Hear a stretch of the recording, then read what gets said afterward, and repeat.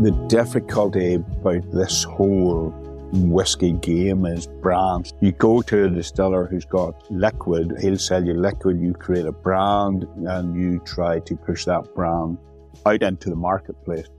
For us, we don't have to build a visitor centre or do anything Cushendall if we didn't want to. The wisest thing to do would be to buy liquid and try and brand it and sell it as a brand throughout the world. That's the cheapest and wisest thing to do. But then I'm a gambler. I'm not really that wise. That was Michael McKillop, purveyor of potatoes, potato crisps, and Lear Irish whiskey, all from the beautiful Glens of Antrim. And I'm John Lee. And I'm Martin Nutty. Welcome to another episode of Irish Stew, the podcast for the global Irish nation. This episode is sponsored by Shantala, your all-in-one business launchpad in the United States. Committed to excellence and execution, Shantala helps enterprises enter or expand in the U.S. market through bespoke project management and strategic planning solutions. Create and realize your vision with Shantala, where they invest their passion in your future success. To learn more, go to shantala.space. Yes, .space. It's a thing. Hi, everybody. Welcome to another episode of Irish Stew. My name is Martin Nutty, and I'm joined in our studio, our actual physical studio, by John Lee. John, explain, please. Martin, this is a whole new thing. We are in person, in a room together. We're not looking at each other on computer screens. And even though our guest is from Northern Ireland, he's sitting here right next to us. Michael McKillop, welcome. Thanks very much, John, Martin. It's a pleasure to be here. You're our experimental first live recording. We were talking just before we went on about the many hats you wear. And instead of me trying to break them down, what are your hats? Well, I suppose, you're right in saying I have plenty of different hats. Potatoes, fresh potato production, farming background, potato crisps, as we know it back home, chips out here, and also whiskey. Well, let's get the branding going. What are the names of these efforts and products? Well, if you look at the potatoes and where we live in the Glens of Antrim. It's one of the most beautiful places in all of Ireland. It was an appropriate name to have. So it's Glens of Antrim Potatoes is the bread and butter. And the crisps, they've followed on from that at a later stage. And again, we have a brand, Glens of Antrim Crisps, and Shindigs, which is another brand. We also produce a lot of private label for customers as well, mainly in Ireland. So we do the likes of Dunn Stores, which is a very iconic Irish brand. So we do their private label, their Simply Better range. And one of my loves is whiskey. So this is pushing into a whiskey production. It's something I've always wanted to do. Mainly because, I like drinking whiskey. I like drinking all sorts of spirits, not just whiskey. But for me, in business, I've always wanted something that has got a bit of shelf life. Fresh potatoes doesn't have a shelf life, maybe 6 or 7 days once you put them through the production process. Crisps, you have probably up to 9 months to a year on crisp production. But once you go into whiskey, you've got time on your side to make it happen. So I think for me, that's partly one of the reasons why, as a business, we've went into whiskey. Well, let me ask you two related questions before I give Martin a shot here. What makes a good potato? Oh, you have to have the right variety. And that's the big start. And you have to have good soil types. And if you've got them two combined, and lots of sunshine, you need sunshine. And what the sunshine does, that brings what we call dry matters within the potatoes. And that gives it a higher dry matter. So the more sunshine we have, the more dry matter the potato has. So there's less water content within the potato. And that's variety basis as well. It's different by varieties. But all that combined, that's a good start to give you what we call a flurry potato.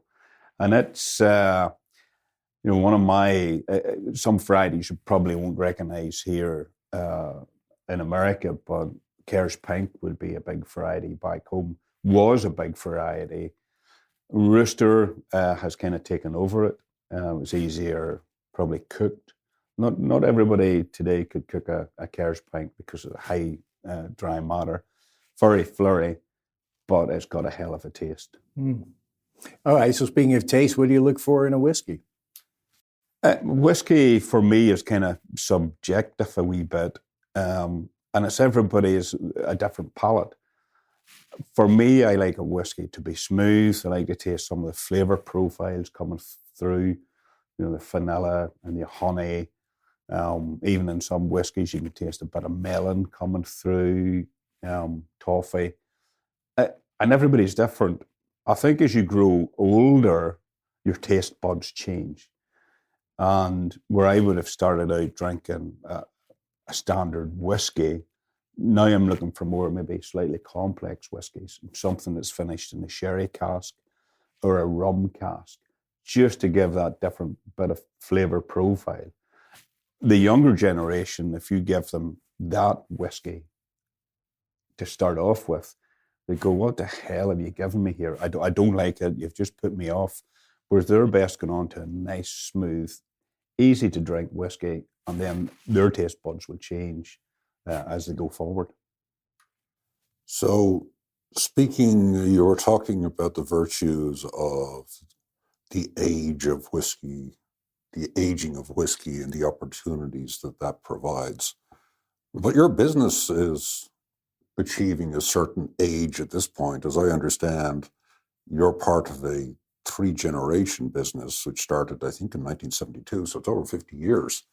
Tell us a little bit, long before there was whiskey and long before there was crisps, excuse me, or chips. That's why Haven't had any whiskey yet. That's why we say chips.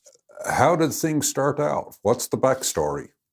Well, we're being from the Glens, it's an area very far north, and it's an area what I classify as this kind of nationalist area, and outside that is what we call Orange, and we're pushed in there, and it's in one of the most beautiful places. Can you cite it for us? For like where is it on the map and what's in between and all that sort of. Oh, well, the Glens. So it's about an hour from probably Belfast. Ballycastle is where probably the ending of where the Glens would be. Ballycastle is opposite Rathlin Island. And that's about where we live. We're about 50 minutes from Giant's Causeway and Bushmills. So for us, we're down in the Glens. We all have to travel. It's mountain, especially mountain area. It's not arable at all. Mainly sheep and beef, small farm lots. So, yeah, you had to, I suppose, most of the men in the Glens were tradesmen. And they went through all over the world just for work. And a lot of them, we came to America. Some of them went to Saudi back in the late 80s to work for Mastock in Saudi and setting up the milking parlours and Saudi. So the Glens people are kind of self-sufficient, but you have to travel. I suppose as my grandfather started to grow potatoes in Glenballyeman, which is just on the outskirts of Cushendall. It runs into Cushendall, which would be kind of the heart of the Glens area. So he would have grown potatoes mainly to be self-sufficient for the family. And he kind of slowly expanded that. He kind of died. He died in around 50, 52. And my father kind of was the head of the family, and he took over and looked after. They had quite a big family. There's about maybe 8 or 9 of them in the family. So basically a big Catholic family. And he was the head of that family. And from there, he just kept on the potato production. So I think just to cite it a little bit more, Irish listeners will probably understand those directions. But I think if you're looking at a map, it's right across the water from Scotland. And the Mulla Kildare would be the nearest landfall, I believe, right? It would be, yes. Mm-hmm. We're right on the Irish Sea. We look out of the office every day. We see Scotland in the distance. Mm-hmm. Tor Head is the most northernmost point in Ireland, and from there to Mulla Kildare, I think it's about 13 miles. So you can do it very quickly. We call it rib back home. You can do it very quickly in about 40, 50 minutes. You can be in Scotland, just straight across if you get the currents right.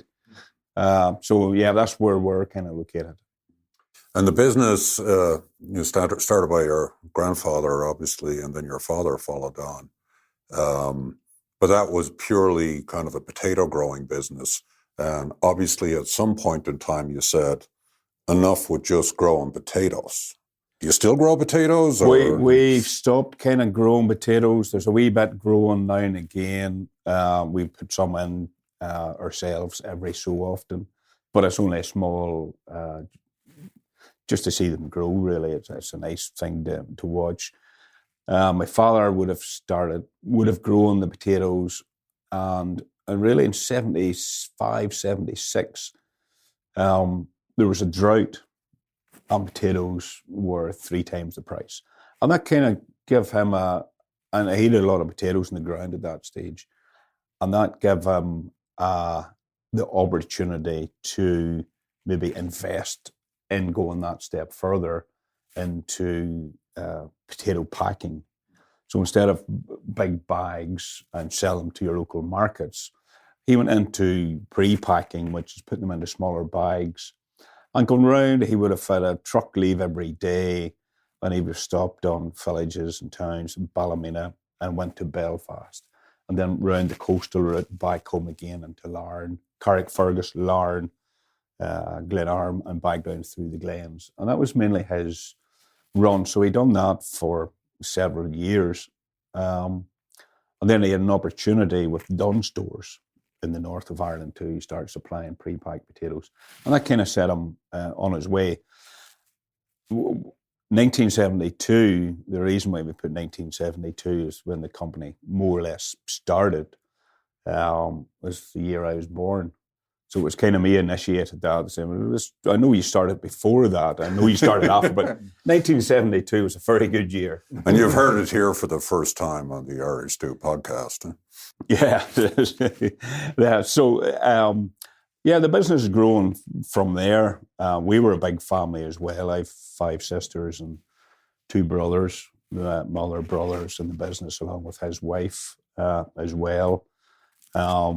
And I suppose the business was there for the whole family. That's what my mother, father started the business, and to this day, my father, he died a year and a half ago, but my mother's still sitting as the kind of the head of the family. So yeah, they were all very much involved right the whole way through. We had a small beef farm as well of sheep. I hated them. Oh my God, sheep are terrible. Because when you're young, that was your job. You had there was something every Saturday when your friends were out playing. Sheep. God, I hate. They're good in the plate. Yeah. I call them white vermin, to be honest. White vermin, but they're good in the plate. We've had several guests from Northern Ireland, and they've all had very different stories to tell. What's your story of Northern Ireland? What was it like when you were growing up, and what is it like now? I think for us, we were kind of sheltered. If you look at the troubles at the time, we were kind of sheltered as such.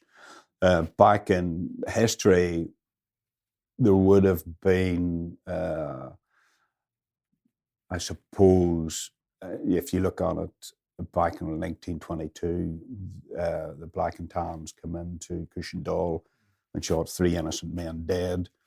And that was to do with, I think, the murder of Wilson in London, so it was a reprisal. 4 weeks before that, 2 Glenariff men were killed, ambushed. That was before, in the day, that was in the early days, some of the history of the Glens. My memory, that's still there from years ago. And there's been Sergeant Campbell, an RUC officer, Catholic officer from Cushendall, was shot in 1977. And his family, it was kind of collusion at that time, and his family had to, still live with that memory, as the Glens have. There's been a couple of other incidents, but growing up, being that young, it kind of goes over your head a wee bit. Your farming background, you get on your lives very quickly. But for me, jumping in the lorry with my father in the summertime, going round, we would have had runs we would have left at 7 o'clock in the morning, and we would have went as far as Newry, Kilkeel, along the coast into Belfast, again Larne, and then we had another run the second day, which took you into Cookstown, Enniskillen, Omagh, and then right round into Derry, and you were done cold rain on the way back home, and that was good memories. But in around Belfast, different memories in Belfast when you went there. I've seen trucks on fire on the side of the road, the army checkpoints when I was young. And again, we drove through that as well. My father would have said, if I tell you get down into the front of the lorry, dive down, get in there. And that's the reason why. It was just in case shooting starts or something silly starts, that's what you done. I'm sure my mother would have, if my mother had heard him say that, she wouldn't have let me out in the lorry with him or with any of the other drivers. But I think it was, for everybody, it was just business as normal, even all this was going all around us. But the Glens was, we were quite sheltered in the Glens at that point. So I had, and we've had several trucks throughout the years burnt, were hijacked, and you knew, because you maybe seen a flash in the TV of a lorry being burnt out, but you knew it was yours because all the spuds were lying burnt on the roadside, spilled out. Baked potatoes. Yeah, baked potatoes. But other than that, there, things have changed now. It's everything. It's all about your health and well-being and family and community. So Northern Ireland's totally changed from that. Obviously, the starting point was the Good Friday Agreement. And it's taken it does take time for the next generation to come through and go, hey, look, this isn't all just about religion. It's about your life and other people's lives. That's kind of what it is. That's what it's about. And the Glens haven't really got a destination other than its beauty.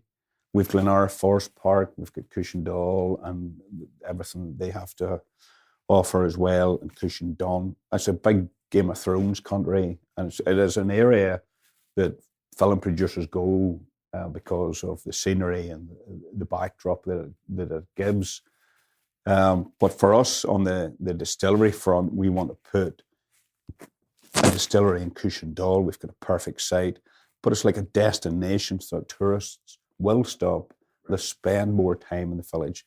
So it's about not only about us making whiskey, it's about the community around us. It's about bringing everybody together and putting a bit more prosperity into the Glens area, because since it's been there, it's been overlooked by other places. But this is something we want to do, is to give something back to the community as well. But that's kind of like, and you talk about growing up as well. You have fond memories, and we'd some of my fondest memories was some of the simplest things. Was going in and milking a cow. Not everybody has that option of milk, and the cow. the cow used to be called Peggy. I don't know why the cow was called Peggy, but she was Peggy the cow. Better than sheep, though. Better than sheep. Oh, so much easier. Although you had to clean them out every evening as well. That was my job after school when I was 8 or 9. I was sent there with no running water. You had to carry buckets of water into the cows in the byre. But the beauty about that, you got to milk the cows. We used our own milk from the cows. But my memory there is tasting the milk, because you always took the milk directly from the pail, from the bucket that you've just milked into. And for me, it was just like drinking cream. Yeah. And that's, so we have good memories. They're not all bad, but they're good memories as well. Sure. I'm going to boomerang back now to the evolution of the business. Obviously, you're doing this potato packing thing. And then I think about 10 years ago, you got into the crisp business. Now, at least south of the border where I grew up, we had a 800-pound gorilla in that space, Mr. Tato, Mr. Spud. So talk to me about the landscape of the crisp/chip business in Northern Ireland compared to the South. Was the idea to compete with Mr. Spud south of the border, or what was going on there? Cutthroat business. I think so. We've kind of taken the potato business where we can take it. So it had kind of plateaued. Consumers were changing as well at that point. So potato consumption was actually going down. Mm-hmm. Younger generation, obviously, traveling a lot more, trying different foods, and they're coming back. And potato just wasn't flavour of the month anymore. So consumption kind of dropped, and we were going, okay, we just can't rely on the fresh potato business anymore. What else can we do? What's there? And I think there was 2 things that we looked at that point in time was the distillery whiskey and crisps. We made the decision to go into crisps first. A lot less complicated, I imagine. A lot less complicated. And we kind of knew as potatoes and with a rough idea. And then do a lot more research on whiskey and distillation and progress from there. So the crisps, we started with going. What we done initially was we got a manufacturer to manufacture crisps for us to test the market, rather than spending a lot of money and going, oh shit, this isn't working. So we done that, and we looked on it. I thought, we've got a small business here that's got an opportunity, and it was in our Glens of Antrim brand. And throughout the stores that we were in Northern Ireland, they went, we like your crisps, we like the way they taste, we like your flavour profile. So that gave us... What are some of the flavours?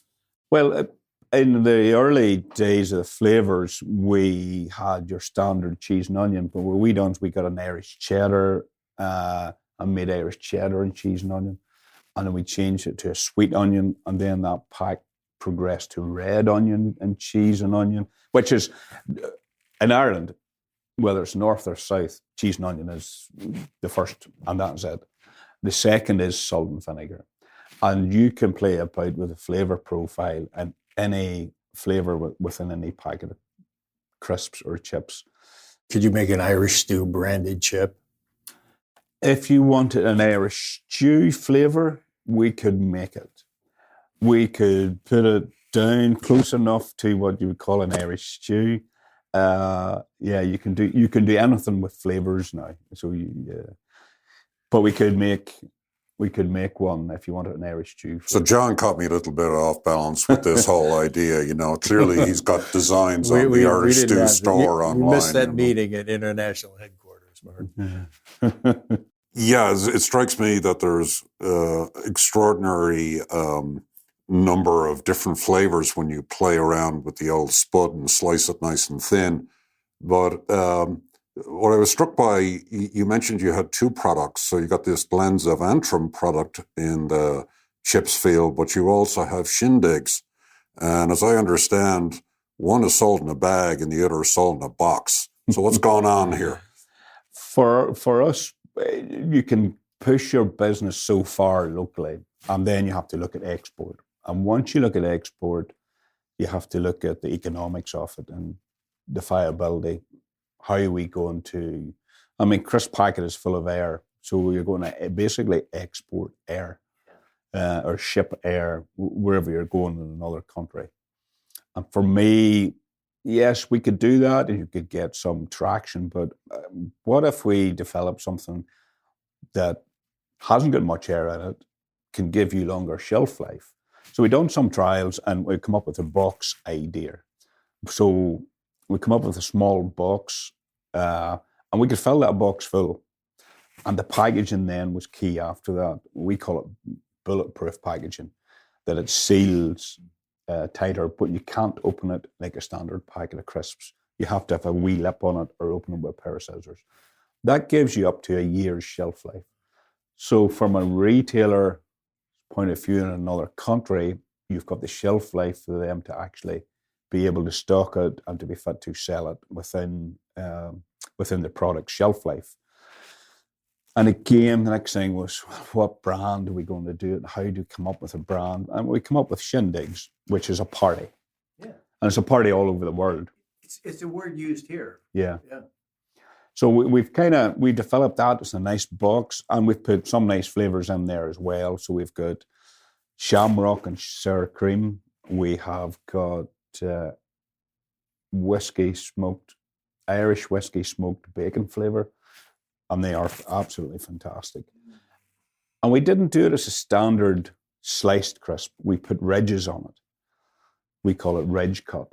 And that keeps the flavour in, but it gets you a nice, more potato to eat while you're eating good flavours. And that combined, we did do a trade show. One of the team done a trade show in Chicago late last year. And yes, there was a lot of interest in about what we were doing. What we have to do is kind of get a broker here to take the brand on board. And then just go from there. So that takes, we're very careful about doing that to make sure we get the right partner in a different country, because you get the wrong partner, they can make I'll not say the word. Right.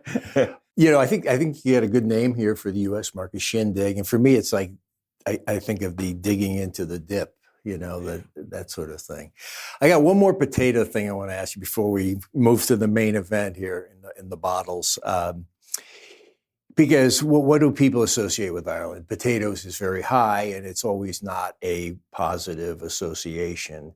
And you a few years ago, you started marketing and growing a kind of potato called the lumper. Yeah. And the lumper does not have, it has a very essential history in Ireland, but also a very tragic history. Could you touch on what you were doing with the lumper and how it reflected back on the famine and the Great Hunger? Well, being from farming background and a bit of history and, being Irish as well, I came across a hobby breeder, and he's actually from, I think he resides in Longford, and he had maybe 50 different varieties of different types of potatoes right from the late 1700s. And I've seen this knobbly looking potato, and I asked him, well, what's that there? And he says, that's the lumper. That's the potato that grew in around the time of the Irish famine. Sometimes people tell me, often when they call it a famine, they call it the Great Hunger. So that's just kicked into my head there. And I was interested in it, and he looked at me and I went back to him again. I picked it up and I went, I'm interested in this. And he actually gave me 2 tubers. He said to me, look, I've only got about 10 tubers. And he gave me 2. He says, look, you're interested, you're from potatoes, I know of the company, I'll give you 2. So I went, okay. I grew this in the garden. And I got maybe about 20 spuds per tuber planted, per seed planted.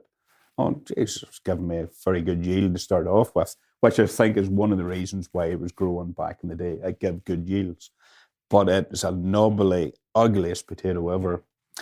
Now, when I cooked them. They were absolutely delightful to eat. The history books said they were only fit for cattle feed, not for human consumption. And I thought, well, that part of the history books just isn't correct, because I've got a potato, the exact same potato, and it's nice to eat. So it doesn't resonate with what the history book said. So that got me interested again.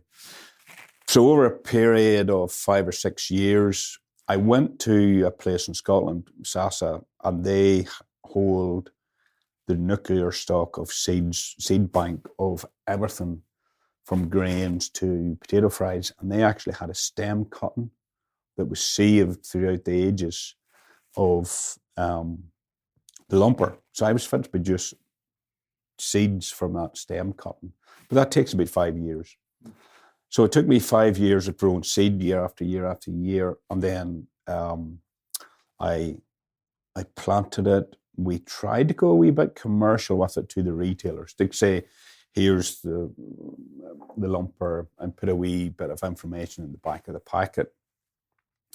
And we'd only a small quantity. It actually didn't sell that well.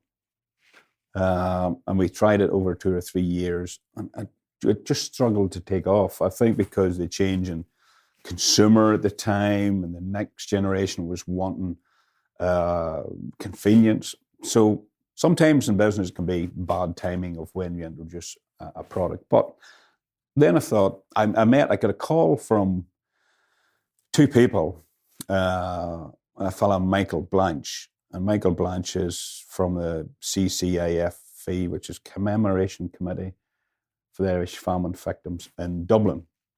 And Michael says, Michael, I want to talk to you. And I'm going, who the hell is this guy? What the hell? And then I got another, I don't think I replied to him straight away. And then I got another call from a musician called Pete St. John.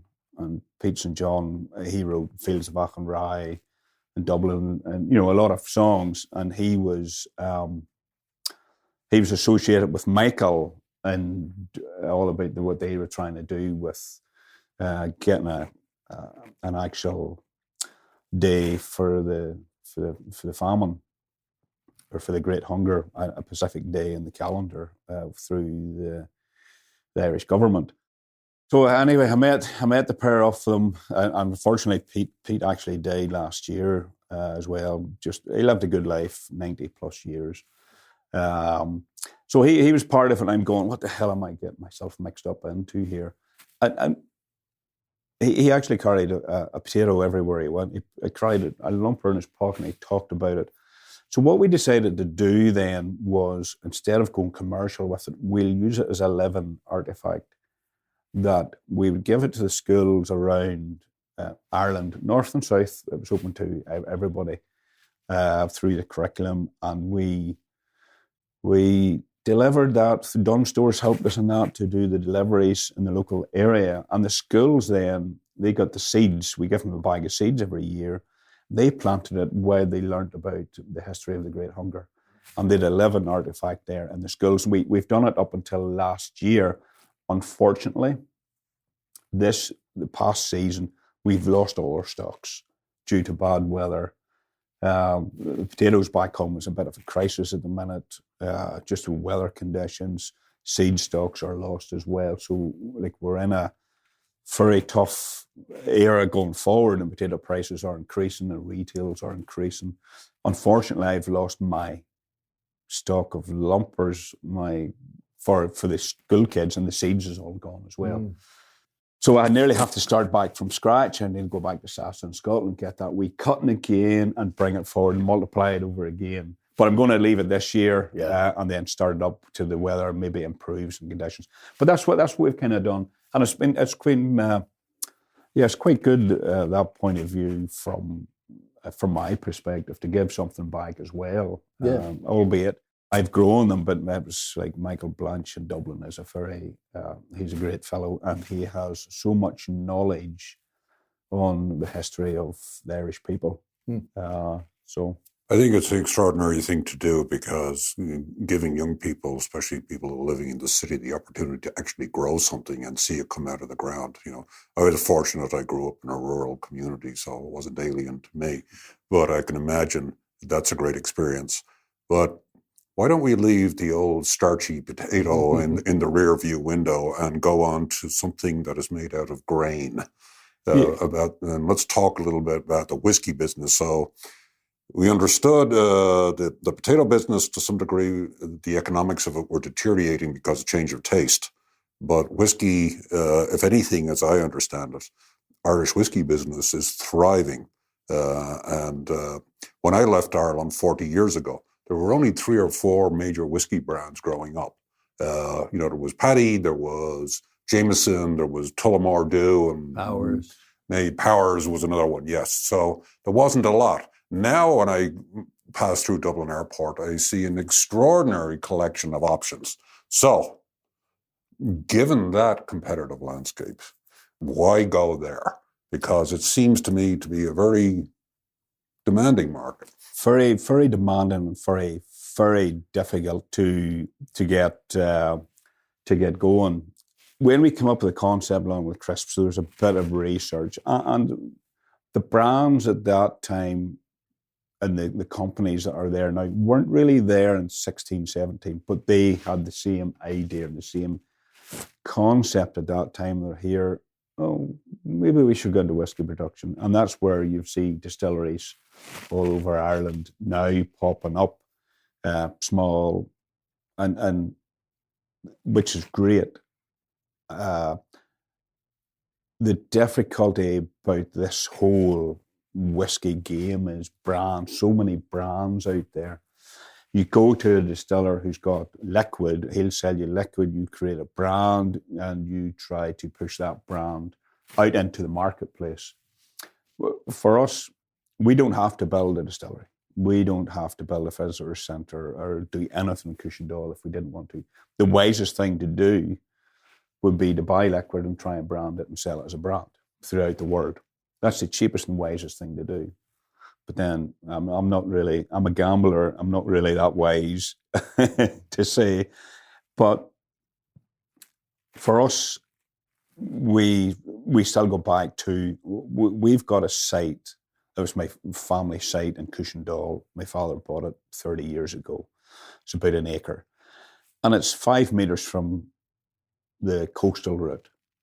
And every year, tours that leave Belfast and come along the coastal route, and the tourist board are pushing more and more people because it's such a beautiful area. People don't really want to go across land now. They want to see something. They want to see the sea and the hills and the valleys. So for us, we had a perfect site. And tourism is going to be a big part of it, of what we do. And for us then, so yes, we wanted to put a bit of backbone into not just being another whiskey brand, but being a tourist destination, a restaurant and a visitor centre, and kind of do it right for everybody. But again, a bit of backbone to the brand that we have, that we will produce out of there. So you can buy whiskey, you create a brand and sell it on. The difficult thing there when you get to sell it on now in 22 and 23, we first produced that towards the end of 21. Let's hear the brand name. Come on. And the brand name's called Lear Irish Whiskey. And it's come out of the Children of Lear, which is a myth from years ago in Ireland, and it's taught. And there's books about it, and there's statues about it all over Ireland. It's called the Children of Lear. And Lear was a king. His wife died, and he had 4 orphaned children. He remarried. Obviously, she was a bit of a witch and didn't like the kids too much. So she kind of cursed them to 900 years. She turned them into swans and spent 300 years in different locations throughout Ireland. And 300 years, she said, they had to spend in the Sea of Moyle. Now, the Sea of Moyle is right on our doorstep. We look out on it every day. So I wanted to make the connection from the area and the sea of Moyle and the story that we have. And every whiskey brand needs a story, needs to tell it. And that's why we come up with Lear as a brand as well. And it doesn't mean, you have to be careful when you produce a brand. What does that mean in other countries? Right. Because you go to Japan or somewhere else, it can mean totally something different. Yeah. In Italy, Lear is good because it's associated with money, like the lira. Yes, so Lear, and I was told that by an Italian. I went, okay, I think we've got the name right. So we tell the story behind that, and that's how we've come up with the brand while we're waiting on the distillery being built. Now, we put in for planning. This is how slow things can happen into planning. We have been waiting 3 years now. We should have been producing our liquid 2 years ago. We were looking at your site and the sort of timeline. And we're waiting and waiting. So we've been waiting now. I've been told this week that the planners are happy, eventually, and we should get passed for planning next week. Oh, wow. So that was just a big relief for us. After more than 3 years, we can actually start producing some of our own liquid and given a story behind what we do now. We buy our liquid in at the minute from another distillery we've got an agreement with. And what we're trying to do is build a brand while we're building the distillery. And then our liquid will take over from the liquid that we're currently buying. And we'll produce other liquids. The Lear is a blend.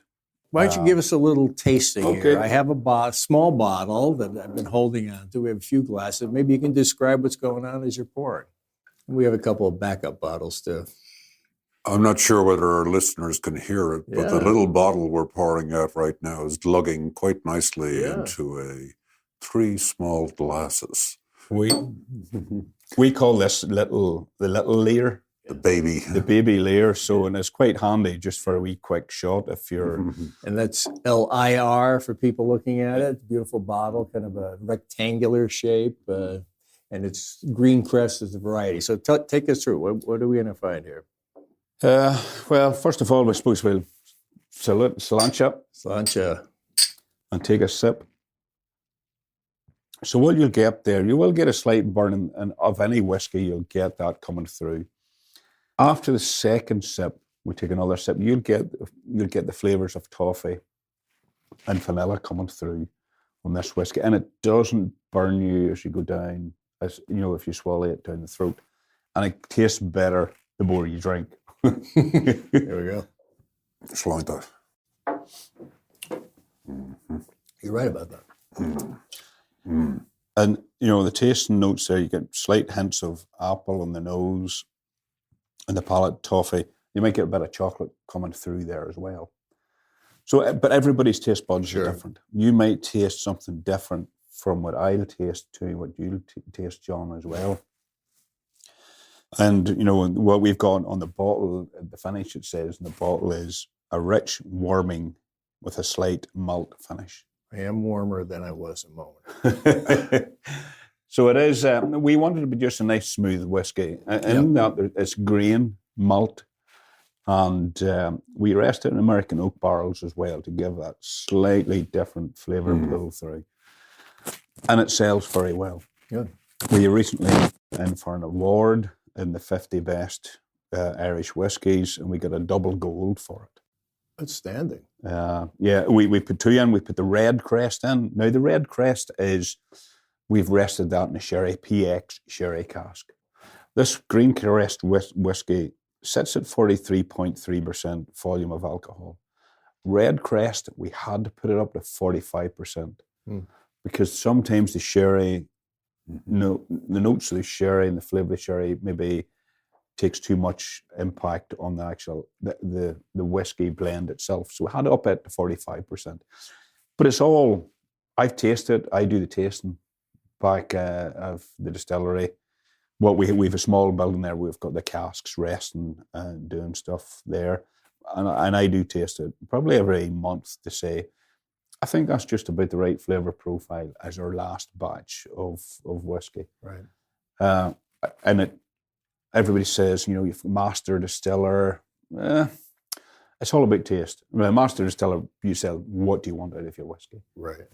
And we produce this. Whenever I tasted this, it took us maybe 7 or 8 flavor profiles and changing percentages to get to this. And whenever I tasted that, I went, that's it. That's the one I want. And we'll replicate that as a blend. What we're going to do out of the distillery itself is pot still. So we're going to go back to the old way of making Irish whiskey. And we'll do single malt out of it as well. And from that we can make our blends, or we'll just produce pot still. What does that mean exactly, pot still, and explain single malt for those not initiated? Well, single malt is really malted barley, the sprouted barley, basically. Pot still is a mixture. You've got a bit of rye in there, you've got grain, you've got malted barley. Just the mash bill is different, but not every, we call it the mash bill, it's the way you put everything together. It's a mixture of everything, but not every distillery can produce pot still because of the mash bill that it is, or produce good pot still. I thought it was a piece of equipment that made it different. No, the equipment does, but you need to have that equipment, the right equipment. You have to have the right mash bill, and everybody can play with percentages. You can put 10% malted barley in there. There is a limit of what you put into it to make it qualify for being pot still. I haven't got it on the top of my head at the minute, but there is a specific mash bill you kind of follow, and you can tweak that to produce a different flavour of liquid coming out. But yes, your equipment, you have to have the right distillation equipment to make that happen. And for me, the beauty about us starting now, we will be classified as a new distillery. We're going to put that right equipment in to make a good pot still. For me, the future is more pot still going down the line. There's loads of single malts, there's loads of blends and loads of grain whiskies, but the future for me is pot still. And that's what we're going to aim for within the distillery. And I have a friend who's a distillery as well. He started in 2015, I think, and I have 2 barrels. I got 2 barrels off his pot still. He done pot still. So he gave me 2 barrels of pot still, and I'm waiting to, when we open the distillery, I'm going to produce a nice presentation bottle to either founders that have helped us or investors within the business to make that happen. But whiskey is a hard game. Yeah. The last 6 months, even back in Northern Ireland, there's been 6 new whiskey brands. And I'm going, you do not know how difficult it is. And people told me when I was going into it, Michael, you do not know how difficult this is going to be. One thing, we were looking at your site, and we sensing a new market for, as you, not just cases of whiskey you were talking about, but casks of whiskey. What's that all about? Different prices for how old they are? It's not a small price either. No. Every distillery, when they're opening up, has founders casks, and it's to help give the distillery the foundation it needs to. It's a kickstart. And what they do is they give a certain amount of casks at a certain price, and you become a founding member of that distillery. And you get special discounts, but you also get your cask of whiskey. And your name goes up in a plaque that you helped found the company or the distillery. Yeah, so that's what it is about, and we've different price points for different ones there. We've got, the biggest one we have there is at 7,500, and it'll be a pot still, but it sits in the distillery itself. And that's going to be like the tasting room, but when you walk into it, you might see John Lee, New York City, and your name will be on it. Martin will be on there with his name on it, hopefully. Good discounts given, guys. Irish stew brand, once again. Irish stew brand. And so that's given when you're walking along there, you see everybody, there'll be 300 casks in there. There's 300 special casks. Impressive. And we're going to be selling them. The other casks, they'll be sitting in a warehouse. And once they mature, the people have the option to do whatever. They can sell it on. They can have their own whiskey, which we'll bottle. And it probably, by the time it's matured, they're not buying any cheaper in a retail store. So they might as well, they've got their own whiskey at least, and say, and there's invites that come over and there's special discounts, and they can actually walk around and get VIP tours. And just felt make them feel that wee bit special. Yeah. Give out bottles from your cask as presents and gifts and totally corporate stuff. They can, you can do whatever you want. It's your whiskey. It's not ours. We're the custodians of your whiskey. To come up with your own little brand for gift purposes. Yeah.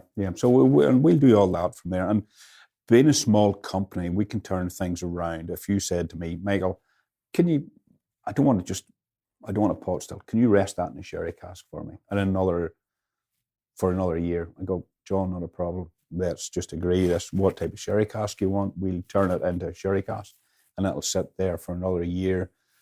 After that, you might say, you know what, I want to let it rest 5 more years. We just agree, and so we're very flexible in what we do because we understand the consumer. So yeah, that's kind of what we're about, and it's a good business to be in, but it is difficult. It is difficult. The beauty about us is we will be tapping into tourism, and they're going to be our storytellers for when they come into the Glens as well.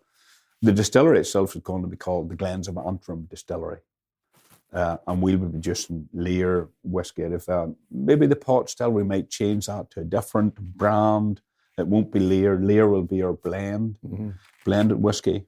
We can come up with another name for a pot still. If we do a single malt, it could be a different name. We've already, even though we haven't the distillery built, if somebody has approached us about, when you get going, because what we're going to be doing as well, we're going to be producing a rum, vodka, and a gin out of there as well, in a smaller distillery. And that's just to do it niche. So if when visitors arrive, they'll get a bottle of gin or rum made by the distillery that you can't get anywhere else in the world. So specific, so it's a nice thing to have. It doesn't need the aging, right? It doesn't need the aging. So that kind of helps the cash flow within the business along with the tourism. As I said before, we've nearly about 300,000 plus people. Our figures are telling us we'll get about 150,000 people through the door every week through the distillery. And that's kind of, for us, as I said, there are storytellers going forward. So we're looking forward, I think, to that story, and we're looking forward to a visit. And on behalf of myself and John, the plug. Oh yes, we're going to do that. We would.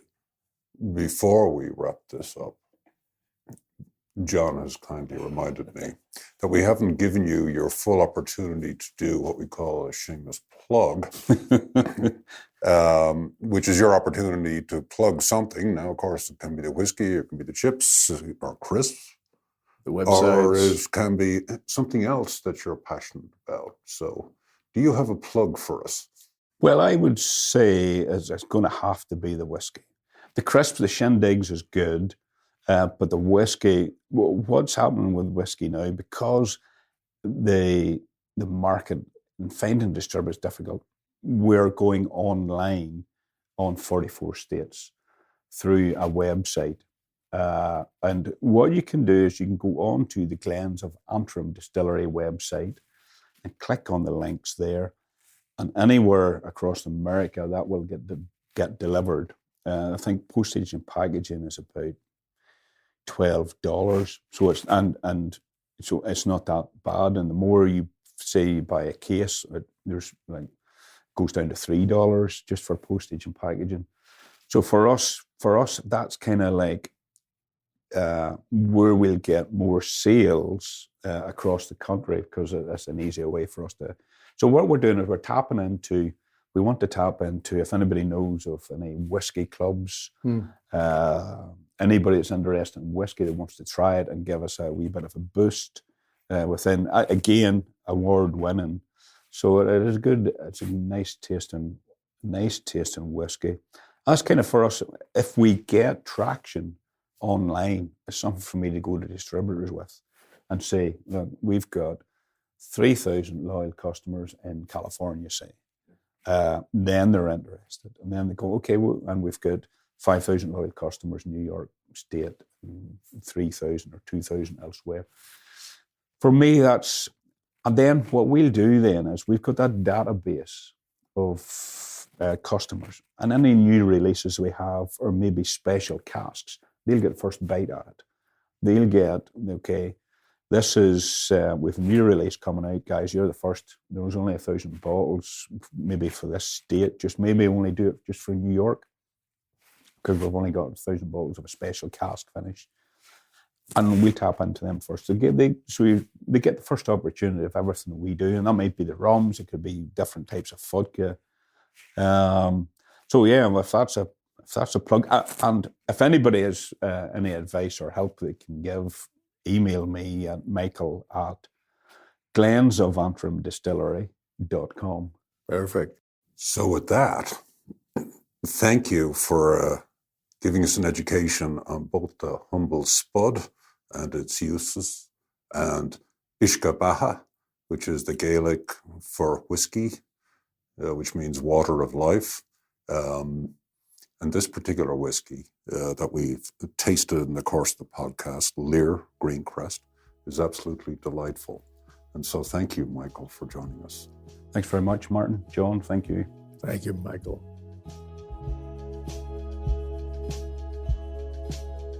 Hey, Martin, since we did talk with Michael, we've gotten some very good news for the Glens of Antrim. His distillery plans, the Glens of Antrim Distillery, was given the green light for a new distillery and tourist attraction in Cushendall. And that's great news for the whole Glens of Antrim area. From what Michael can tell us, a beautiful place to go, and not enough people go there. Yeah, I'll sheepishly admit to the fact that I have not been to the Glens of Antrim, nor many places at all in Northern Ireland. Truth is, when I left Ireland back in the 1980s, it really wasn't a tourist destination because of the political instability. And now things are starting to open up, and anybody I talk to that ventures along the coast of Antrim will always sing its hosannas. So I'm looking forward to making a trip there, to seeing the new distillery when it's opening, and to sample some of the whiskey in situ. I can't imagine a better way to spend a day. And a big sláinte to Michael, and thanks to him for joining us here. Slatawa.